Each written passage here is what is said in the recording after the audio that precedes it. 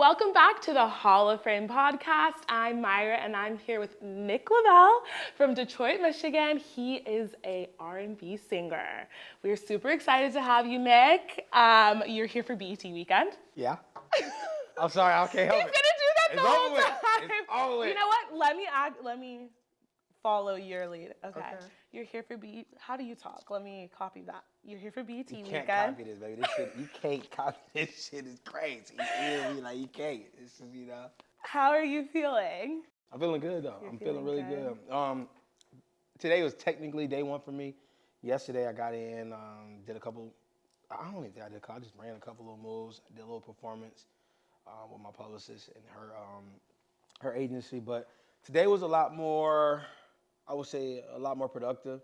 Okay. I think I did about 3 events, and I just been moving, networking, grinding, meeting a lot of individuals, and just feeling. I'm feeling a great energy. I feel like the atmosphere, the energy, been great so far. Okay.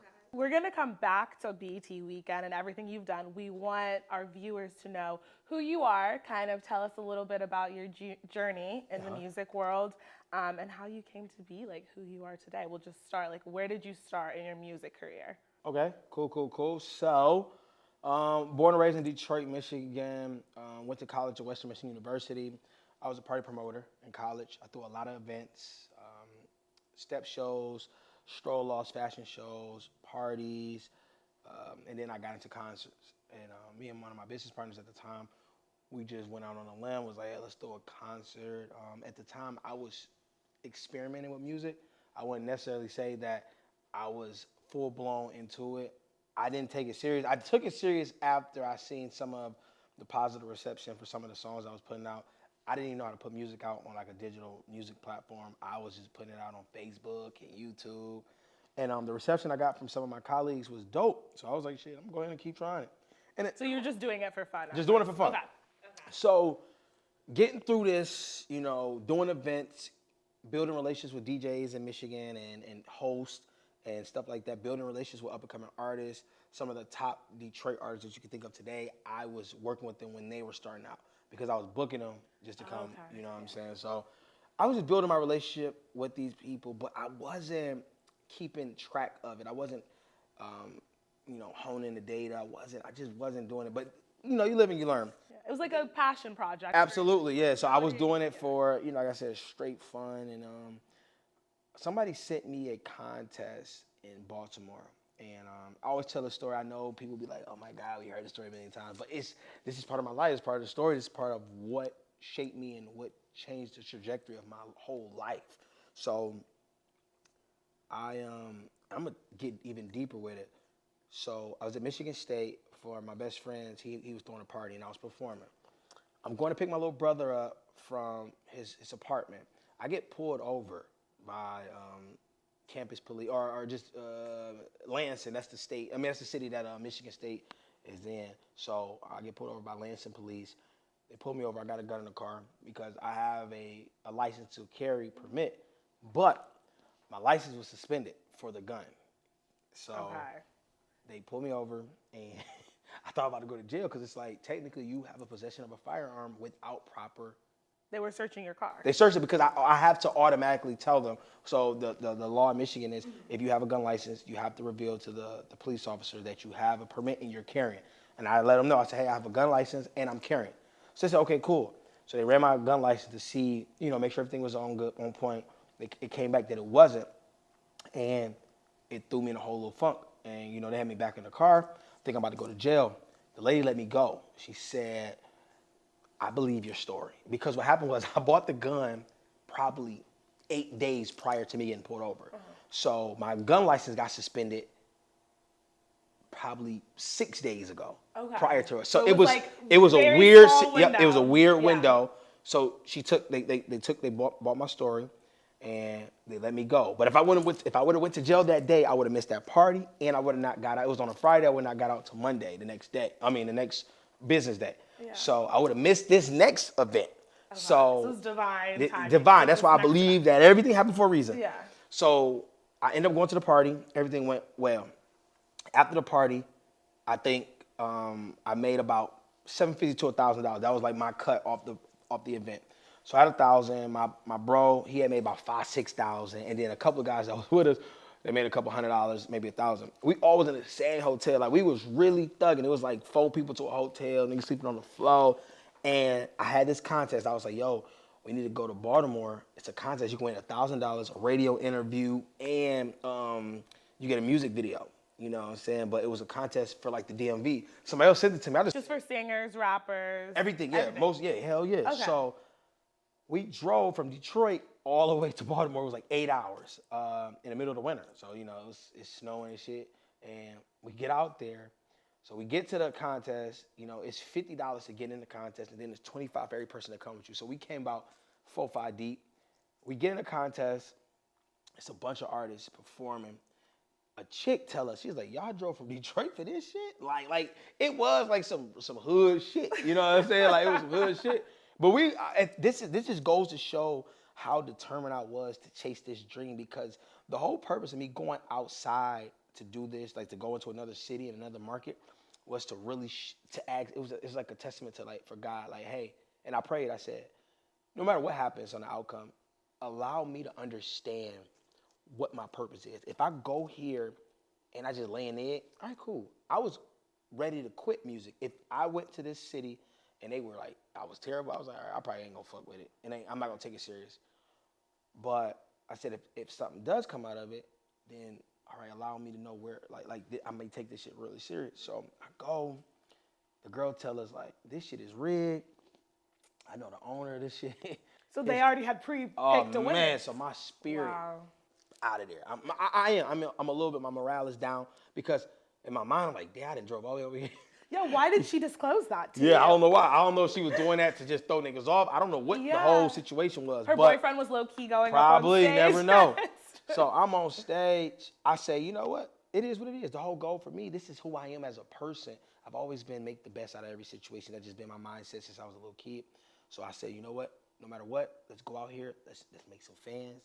And I was like, I'm young. I'm like, nigga, get some hoes in here, nigga. Let's get on some hoes too. Fuck it. We're gonna go on the stage. You're gonna have a night. Crazy. You're like, someone already won. It's gonna be a I'm good about to night. have a good time. I'm about to go crazy. I go in, do my thing. So I do my thing. I do like 3-4 songs throughout. It's like levels. It's like rounds. I kept going to the next round. I'm like, damn, why they keep letting me go to the next round if they already got a winner? Like, what the fuck is going on? So I don't know what to believe, because I don't know anyone out here. I've never been to Baltimore. Yeah. So, and we in the hood too. We in Norma Jeans. This is a well-known hole-in-the-wall strip club. You know what I'm saying? So everything moving. So we get to the end. It's 3 people left. I'm one of the 3. It was like 95 artists. That's what they said. It was like 90-some artists all over the DMV that came for this contest. I'm like, damn, I'm top 3. I'm like, I'm cool with this. This is enough for me. I'm straight. Like, I don't care what happens after this. Oh, he said, there's 3 y'all left. We're going to split the cash prize. We're going to give y'all all a radio interview. I'm like, hell yeah. A kid said, hell no, I ain't trying to split nothing with none of y'all. Oh, he was like, it's me or nothing. Oh, hell no. Wow. Because in my mind, I'm like, I don't know nobody here. And I when he performed, I felt like I seen people like supporting him. I don't have no soul in this bitch. Nobody know who I am. So I'm like, why the fuck? Like, I'm like, I don't. He thought he was going to win. So he did say that. So when he said that, the judges was like, well, we're going to go to the crowd. Whoever the crowd picked, then that's the winner. Since y'all all don't want to agree, we like, what? Me and the other group, we was cool with it. We was cool splitting the shit. You're like, okay, that's fine. That's great. You know what I mean? So we went to the crowd. Everybody did they woo-wah, woo-wah. When it came down to it, when it came to my name, the crowd went nuts. I end up winning a whole shit by myself. And I still end up breaking off the other guy. I end up giving him a couple $100. That moment right there was the actual defining moment for me, for music, to say, okay, cool, let's do this shit. Yeah. And even my friends that was with me, they was like, what the fuck? Like, hold on, this shit, hold on, we might be on to something, because a lot of times you gotta think, and we all can attest to this, we all try to start businesses, we all have ideas, we all have tried things, and no one believes us. We believe it so much. Yeah, you have to believe in yourself. You have to believe in yourself to do anything. Yeah. So what ends up happening is, it takes things like that to happen for your friends to actually buy into. Because your friends are supporting because they're your friends, but they're not supporting because they actually believe in you. It's more so like, I'm your friend, I'm rocking with you. But them seeing that was like a testament to themselves. Because I remember the moments of them just like, I remember even looking at them like, did we just win? Like, I'm like a kid, like, oh my God, we just won. And you were just doing it for We fun were at just doing first, it for so fun. then it was like, oh, now you won. Let's Absolutely, take it and serious. I was like, shit, I gotta take this shit to the next level. There's no way around this. I have to. And I have not looked back ever since. I've not done nothing else. Like I haven't worked a regular job since then, and nothing against that. It's just more so I've found other ways to supplement my income to allow me to be able to focus on music entirely or focus on entertainment, marketing, music, throwing festivals, concert shows. And I just been growing every year for the last 7, 8 years. That's what I've been doing. Yeah. So now, that has cultivated everything in my life in regards to that. And I just, like I said, I hit the ground running. I have not looked back since. Yeah. So after that moment, what was the first song that like you came out with after you like won that competition and you were like, I feel like that guy thought he was getting it because the girl said it was and rigged. it's so crazy. I still talk to that guy to this day. Like he watching me on Instagram. He sees like he always say he'd be like, bro. He said I knew you was a star from that day, and we're talking 8 years ago. He said it's crazy to see that you're still grinding, still going. He said your time is coming. And the thing about music, the thing about entertainment is, it ain't no time limit on this shit. All right, long as it don't even matter how you look. Long as you are able to appeal to an audience and generate revenue and create a opportunity for people to want to buy into you, you're gonna always have leverage. You're gonna always have a fan base. You're gonna always have value, and that's how I look at this shit, man. But yeah, the first song that I dropped that was like, okay, cool, we got some real motion, was a song called Motion. Okay. Yeah, it was a very sexual, slow R&B, true R&B, slow jam vibe. From the beat pattern to the cadence to the vocals, everything was just a vibe. Even the music video was dope. And it was just, I actually shot the music video here in LA. Ironically. And what inspired this song? It was just, I don't know. I went in a booth, I heard the beat, and shout out to Wavy Davy. He produced that joint, and I don't know, I was just feeling it. My ex-girlfriend at the time, her name was Vicky. She was there with me. She was like, damn, nigga, you going crazy. She like, damn, nigga, you going crazy in this bitch. She was so excited for you. Yeah, but she was cool, though. She was so cool. She was so supportive, too. And it just like, damn, like, I don't know. I just came up with all the lyrics, everything about the record. I just went in that motherfucker with a vibe. I just, like, with me, I have to hear a beat, and then I come up with the lyrics based on the beat. Yeah. Shit. Mm-hmm. So that was your first song, and then you've been steadily working for these past 7, 8 years. Yeah. And then recently, I just personally went to, you were on tour with Jacquees. Do you want to talk a little bit about that, how that started? Absolutely, yeah. So Jacquees was the first artist that we booked under our company. We brought him to Kalamazoo, Michigan, where we went to college. True Colors Entertainment. Yep. So we brought him there, and me and Jacquees just developed a dog-ass relationship over the years. I booked him probably about 10, 15 times between that and this most recent tour. He invited me on 2 of his tours, his King of R&B tour and his 4275 tour. And I did a couple of shows. I opened up for him. Then I just been tapped in with Jacquees so much. And I always say this, no matter what, I don't give a fuck what the world thinks. He's actually one of the most talented artists I've ever worked with, one of the most talented artists I ever, experienced, been around. And I'm a fan of his music. And he plays a major musical inspiration in my career, in my life. So, I was like, shit, let's put a play together. But Jacquees funny though, cause his little ass don't be, he be trying to do his little thing, man. And I was like, I was trying to get a feature from him, and he was trying to he wasn't trying to give it to me. At least that's how it looked. I don't know really what it was. He was but just busy. It just seemed like, I'm gonna say he was busy. But it was to the point where I was like, okay, I gotta find a way to get this, cause he's one of my favorite artists. Like I want a song with that nigga, and I've done so much with him. I said it's only right. So I ended up cutting this record called Wi-Fi. I did the song; it was done already, and I had an open verse, and I was hollering at his DJ and his one of his role managers, and I was explaining to them like, yo, what Quee want for the feature? They was telling me these numbers. I said, man, I'm not paying that. No disrespect. I said, Quee, goddamn it. You ain't as You were hot. like, I booked you a few times. Yeah, nigga, you ain't popping like you was, goddamn it. Now I ain't saying you can't get back to that, but right now, nigga, you gotta come down on that motherfucker. But he wasn't budging, so I said, all right, cool. I came up with a plan, so I was like, well, what if I do this? I will put a tour together, all right? And I'll give you this amount of money, but in exchange, I want the tour, I want the feature, I want a video, I want primary artist tagging rights and clearance, I want all that shit. So I packaged all this because I actually thought it through and I was like, all right, let's do this. So when I presented it to him and his team, they fucked with it. They fucked with the idea.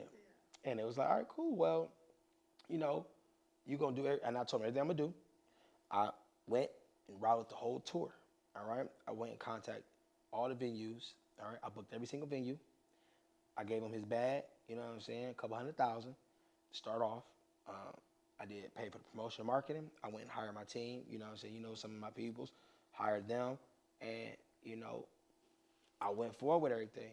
And we went through, you know what I'm saying? The tour was successful as far as outlook and everything.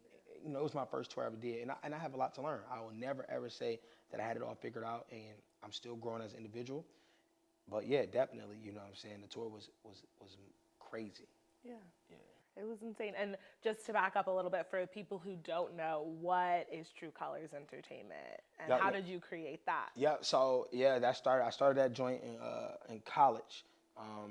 Just needed something. I was learning about business. My degree is in marketing and business management. So those are the things that I learned, and I need to start my own business. I need to separate Dominic, you know, St. Lavelle, Norwood from, you know, everything, and I just needed You're an giving us your opportunity. government. Yeah, yeah, yeah. You feel me? So you know how that be. So Dominic, Nick, short Yep. for So and Dominic. then Lavelle is my middle name. So yeah, Okay. yeah, yeah. So yeah, we had to separate that and start the business and funnel everything through there. You know, and I'm just learning things and stuff. So that's how the True Colors. And the reason I came up with True Colors was just it's a vibe. It's a mindset of being true to who you are and being unapologetic. Those are some of the things, some of the values that I hone in. You know, so with this company, just trying to make sure that we're very upfront about who we are, making sure that, you know, we are showing our true colors. This is who we are. You know what I'm saying? It ain't no fraud shit, no fake shit. We real niggas. That's just what it is. So that was the whole goal behind the company. And when we curate events, we want people to know that, you know, our integrity is everything. You know, we try to make sure we bring quality product, you know, quality service, and make sure that, you know, people are having great times, and we want to leave you with an everlasting memory. So that was that. Yeah. And that's where you booked Jacquees Yep. first Yep. through some of those events. Absolutely. And then you did the tour, you got all of that together versus just getting the feature. Absolutely. Now I heard the song, I love the song. Thank you, How thank you, did thank you you. come up with that song and that idea? So Just one thing with about the me is beat? like when you doing music, R&B artists, we're all like people send us records all the time. So you know, a cat named Reese and my dude Lights Out and Kirby, they all was curators of that record. Reese, you know, he wrote majority of the song. Then Kirby and Lights Out produced the record, and they sent it over to me. Me and Lights Out have a great relationship, and we was, you know, he was just sending me records. I was like, oh shit, I like this. Now when I first heard it, it was like, it was kind of like weird because they were singing it in an Afro beats like reggaeton vibe. Yeah, and it has a little bit Yeah, of, a little bit like yeah, an Afro yeah. dance hall. Yep. So that was for me. It was like, okay, I don't have nothing like this. Yeah. So and I looked at Jacquees Lane. I said, Jacquees don't got nothing like this either. So then I was like, all right, cool. We got something. All right, Yeah, something new, yeah. something fresh. So I was like, let me go ahead and let me drop down on this. I cut the record. I cut the record at my personal home studio in Atlanta, and I'm not gonna lie, like I feel like all this should be like destined because the way that the vocals were, the way that the sound, the mix, and everything, I did all that on my own. I was like, what the fuck? Like, I ain't never heard my session sound like that. Like, even my mic, everything. I was like, what the hell? This shit sounds so good. And it was just me doing. I did everything. I recorded every single part of the record, and I sent it off to my team to you know, for post production and shit like that. Everything was smooth, polished, boom. Sent it over to Jacquees, and now they was like, oh yeah, they fuck with the record. Jacquees sent me back his verse. I said, oh my God. I was so happy. You're I was we at got my a hit here. yeah, oh yeah, we got some shit. Everybody say it's a hit. So I was on the way to pick my son up from school, and I heard the song. I'm in a car, and I called my shorty. I said, oh my God, man, listen to this shit. She's screaming on the phone because she is a Jacquees fan too. And she just so excited because she know how hard I work. So it's just like, damn, this shit going crazy. So yeah, no, we was turned off that joint. I ain't gonna lie. And so, talking a little bit about your family, how does like going on tour or like being in music, how does that like affect, your personal life? How do you keep it so you're making sure your business is one way, your personal life Yeah. is a different way? One thing about me is I'm so transparent with my significant other, my family, my kids, everybody. Everybody knows what's going on. I keep everybody in the loop. When shit is fucked up, I let them know, like, hey, shit fucked up.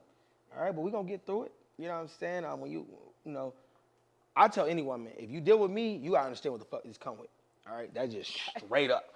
It's And like, what does it come with? It comes with, yeah, women going to be on a nigga. That's just what it is. And sometimes I absolutely have to fraternize, and I have to, sometimes I got to play these games and play these little roles.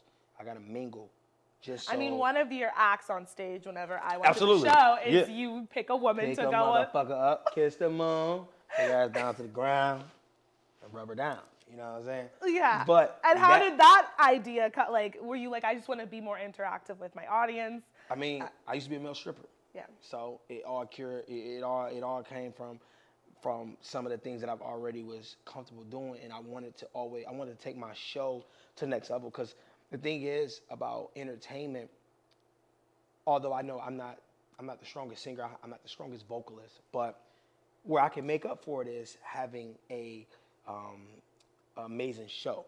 Because at the end of the day, if you want to hear somebody that sounds fucking amazing, you can go to church. God damn it, you hear somebody that sounds good as fuck. But at the end of the day, yeah, you got people out here that like everybody's voice is different. You know what I'm saying? Everybody's range is different. But what's gonna bring you to them shows and spend that money? Like, oh, I gotta come see this shit in person. That's the energy that I want. I was like, all right, cool. The music is good, but his shows are fucking next level. Yeah. All right, when I come to his shows, motherfucker, you might throw a bitch on the ceiling type shit. You never know. Catch her ass one hand and eat her out on stage. You never know. But that is the vibes that I go for when it comes to trying to make sure these shows are like polished and bringing a girl on stage and catering to a woman and taking her through that fantasy and giving her that experience, the Nick Lavelle experience. With that, do you have any like really crazy fan stories or crazy on the road stories? Man, what's the craziest? Can you say? I would say like they're not like this is often like when I'm on stage and I pick a girl up and I'm doing the freaky shit. I got moments where I take girls and I put them like literally on my shoulders, like pussy in my face. Some of these girls don't be having no panties on. So I had a girl who legit didn't have no panties on. I think she was probably in a skirt, and I picked her up, and when I put her on my shit, like her pussy was right in my face. Like I damn near was like, it was like on some shit like this, and I'm like, damn, I'm really like, what the fuck? Did she know what she was getting into before she went out there and she was like, I'm just gonna let it be? This is before I started telling women you have to have panties on. Because after that, I was like, damn, this shit get deep in the field. And I ain't gonna lie, she didn't have no panties on. She didn't have no bad smell or nothing, which was dope. I'm like, damn, this shit crazy. I didn't want to lick that motherfucker, but I'm like, shit, I'm young as hell, wild as hell. Because you didn't realize she didn't have. Because I didn't realize, and sometimes I bring a girl, and most of the time, if a girl had like jeans on or shorts, their face, like so their whole shit would be right in my face, but it'd be like covered. Yeah. But this is nothing. If they would dress her skirt bare. Yeah. I'm like, oh my God, her shit looks so pretty too. I just wanted to I want your shit right now on this motherfucking stage. But yeah, that was a moment I was like, yo, this shit is crazy. I gotta chill out. You know what I'm saying? Just a little bit. I gotta chill out because this shit. Just a little bit. I'm too damn hardy on this bitch. This bitch might ready to take me backstage. So you had to put her ass down. And then for moving forward, I always ask women like, yeah, you gotta have panties on. So do you choose the woman that goes on stage? I don't no more. I don't. Does your team tell them like, my hey? My team choose. We make it random though. Okay. We always pick a random girl out the crowd. We never pre-plan. Like any girl that you see come on my stage, it's never been a pre-planned situation. I love the art of surprise, the act of surprise. Like, cause I want to be surprised too. I don't know what I'm getting myself into as well. You know, some of these girls, they dance back. Some of these girls are a lot heavier than they look. So it's different shit. Yeah. And some of them are lighter than they look. So it'd be like, okay, it's just a great experience. And then it makes the crowd really more engaging because they know like, oh, this is a random chick. It's not like, because once people catch on, like, oh, he already got presets. That you pick someone and it might be someone on your team. Yeah, they start to fuck your shit up. Okay. So that's the process on tour. You also recently just came out with a song, Sada Baby. Do you want to talk a little bit about that and the process with that song? Yeah, Sada, man, one of my favorite Detroit artists, one of my favorite artists in general. I've always been a fan, been watching him grow for years as well. And the song's Tap In. Yep, tap in. Make sure y'all tap in. Tap into the song. song. Oh, yeah. Yeah, so just something that one of my other homies, Montage, he's actually from Baltimore. He actually is a kid that I met during that contest in Baltimore when I did it. I met him.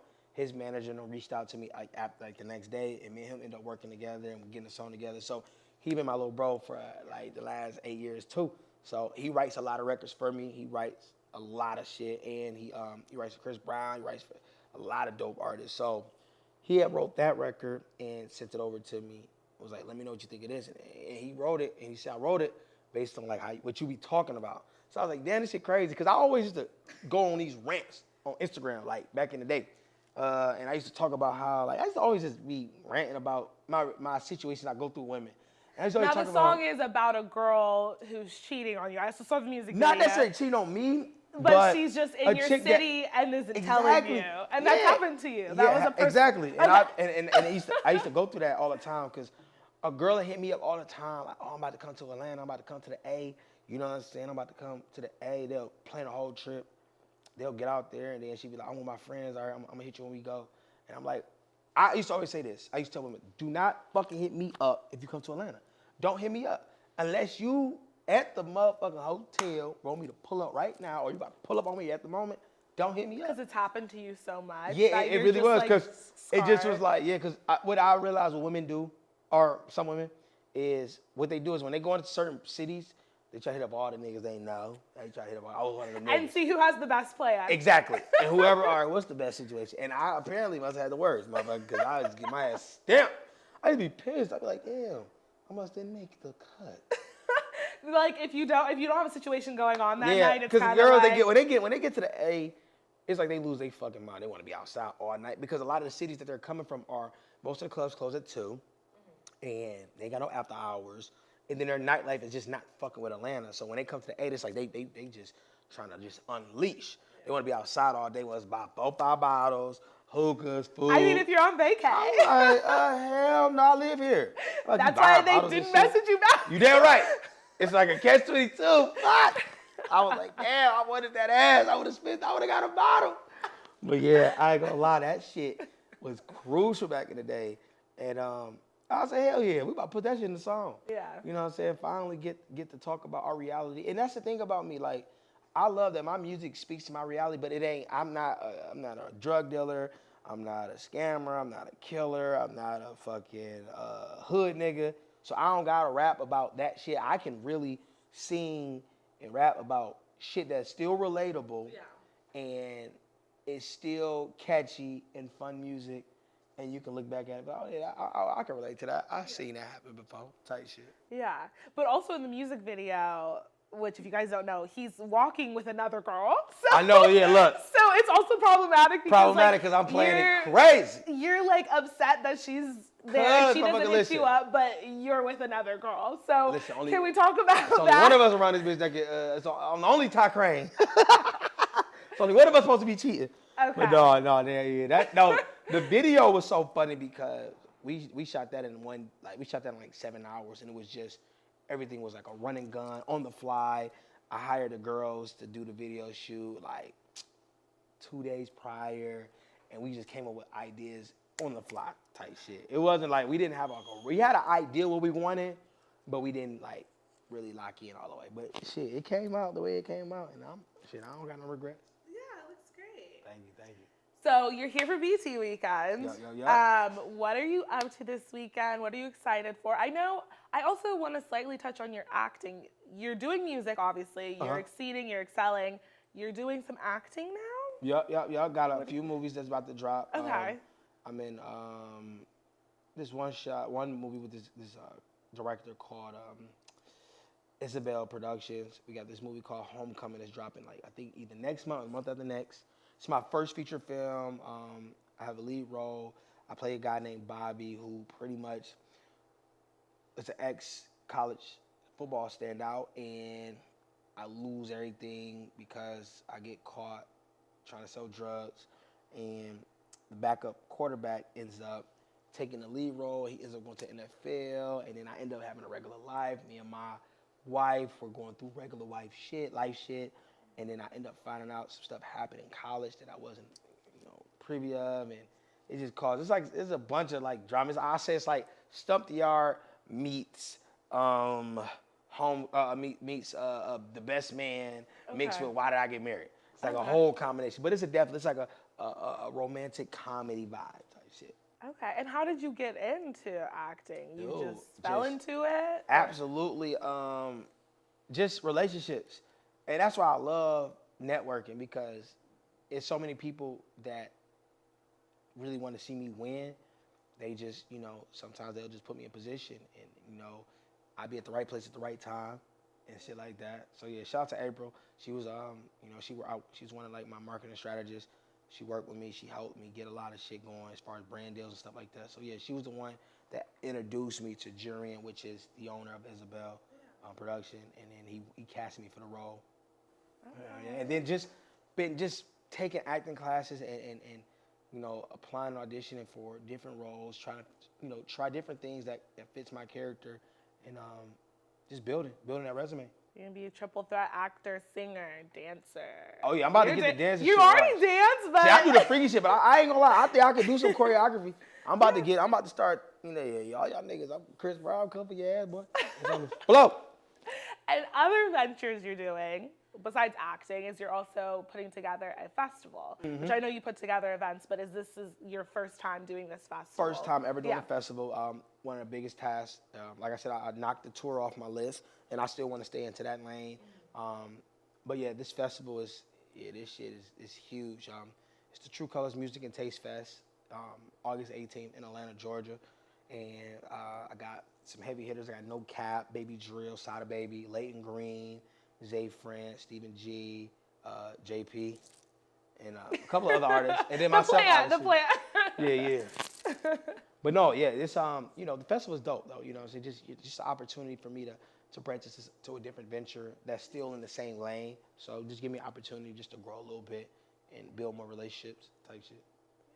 So with music, acting, festival, doing it all, kind of what are your, how do you market all of these different things? Like, are they separate? No, absolutely separate. Venues you do for each one? Yeah. And of course, we're here for your music. So, and as in a whole, what do you do for the music? No, honestly, I go through, I deal with so many different individuals that can help me market, and everybody concentrate on their own thing. So I have a team that actually focuses on the actual festival side. They help, structure that, market that, go shop for sponsors, brand deals, partners, and things like that. They focus on that. Then I have a digital marketing strategist for the music and the videos, and they help, get more eyes on that.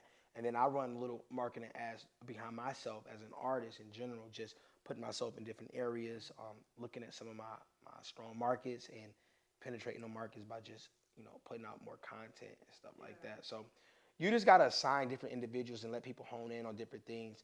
You don't want to, you just want to just give yourself the best shot, just to put yourself out there as much as possible. And drop in your Instagram, TikTok, everything like that so that people can know where to follow you at. Oh, yeah. It's your boy Nick Lavelle, man. You can follow me on all social media platforms at It's Nick Lavelle 1. Make sure you go download, tap in, Wi-Fi, on the new joints. And then I got some shit on the way with Skilla Baby, Stephen G. So y'all know what it is. So a few just last questions. What are your long-term goals just for your life in music? What would your dream come true be to happen to you? Man, I just want to be in a financial position where the generations to come are in a better situation. And if that means that it takes me, becoming a top charting Billboard artist and arena artist or whatever it is. I just want to be able to do what I love and continue to flourish and generate the revenue that will ultimately create more opportunities for other business ventures for myself, my children, my family, my partners, and everything like that. And whatever that, whatever God allows that to happen, whether it's through acting, whether it's through modeling, whether it's through, music, or just business ventures in general. And lastly, what would you say to someone, knowing everything that you know now and everything you've built from 7, 8 years ago to now, what would you tell someone who's looking at this interview and is like, I want to do what he's doing? What advice would you give to them? Man, build your credit. Right? That's number one. Okay. Keep your credit right. Establish business credit because if you understand business, I think you will flourish in any lane. Long as you understand how business work, how credit is, personal business credit, how to structure an actual business and have it set up, sky's the limit. Because the thing about a lot of us is the access to capital. A lot of us we're sitting on $1 million ideas right now, but we don't have the capital. And then some of us will never get it. And those ideas will never flourish because we will never get it in the right hands or get the right budget behind it to be successful. So I tell people all the time, find ways to keep that credit on point. And if you do fuck your shit up, you can holler at your boy. All right, we got people. Okay, and you do credit, a man of all. I don't, but I got people that, what I'm saying? Oh, okay. You have the connect for everything. Recommendations. You know what I mean? Absolutely. Well, thank you so much, Nick. It was great to have you on Hall of Fame. Oh, no, we're excited for what do you have coming next? Anything coming up? You have the festival. Yeah. Just a single with Stephen G and Skilla Baby. Okay. Yeah, called Why You Fucking With Me. And when's that coming out? We trying to about either end of July, beginning of August. We just trying to build some more momentum up for with the Sada Baby record, and then right before the festival, after the festival, we probably we'll drop. We'll probably go after the festival just to keep that be our next layer of promo type shit. Awesome. Well, thanks for watching Hall of Fame. This is Myra and Nick Lavelle on the flow. See you next time.